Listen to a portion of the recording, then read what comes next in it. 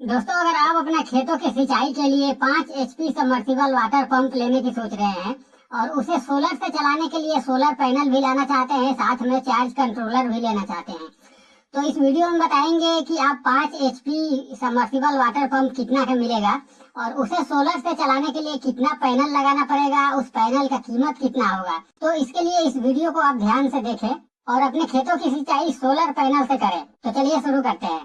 तो सबसे पहले आप एक 5 एचपी सबमर्सिबल वाटर पंप मंगा लें। अगर आप रोटोसोल का मंगाते हैं 5 HP mono block submersible water pump, तो फिर ये आपको चार्ज कंट्रोलर के साथ में 65,000 से लेकर के 75,000 रुपए के आसपास में मिल जाएगा।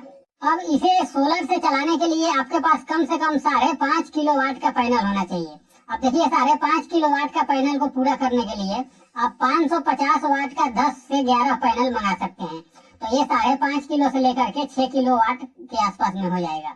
अब अगर आप 5.5 किलोवाट सोलर पैनल बाजार में लेने जाते हैं तो ये आपको 30 रुपए प्रति वाट के हिसाब से मिलता है।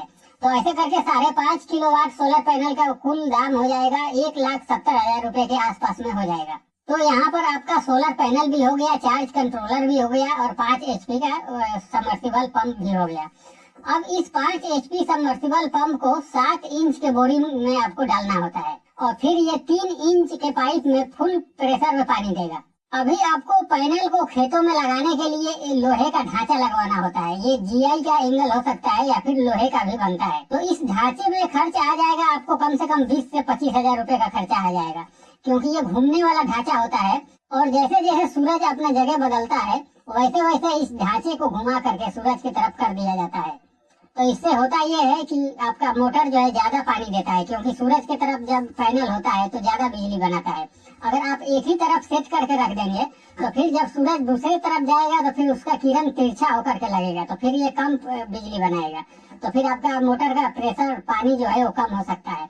इसलिए घूमने वाला ढांचा बनाया जाता है और इसमें 20 से 25,000 रुपए का खर्चा लग सकता है। अब देखिए, आपका 5 एचपी सबमर्सिबल पंप 70 से 80 फीट की गहराई से पानी निकाल सकता है अगर आप 2500 वाट के लेते हैं तब। अब 5 एचपी में भी 2500 वाट का पंप होता है, 3000 वाट का पंप होता है। अगर आप 3000 वाट का पंप लेते हैं तो फिर वो 100 फीट की गहराई से पानी निकाल सकता है। वही अगर आप 15 या फिर 1700 वाट का मोटर लेते हैं तो फिर वो 50 फीट की गहराई से पानी आसानी से निकाल लेता है।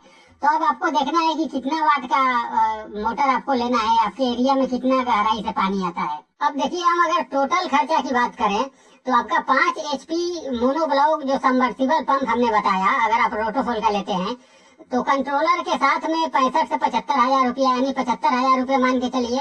और अगर आप पॉलीक्रिस्टलाइन टेक्नोलॉजी से बना हुआ पैनल लेते हैं तो 5.5 किलो वाट पैनल का दाम हो जाएगा 1,70,000 रुपये और लोहे का ढांचा बनवाते हैं तो 20 से 25,000 रुपये हो जाता है।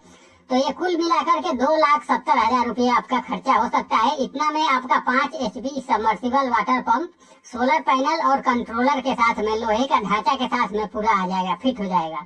इसके अलावा आपको 2-4 हजार रुपये और लग सकता है। हो सकता है कि तार की कमी पड़ जाए। अगर आप पैनल थोड़ा सा बोरिंग से ज्यादा दूर लगाते हैं तो फिर तार आपको एक्स्ट्रा में लेना पड़ सकता है।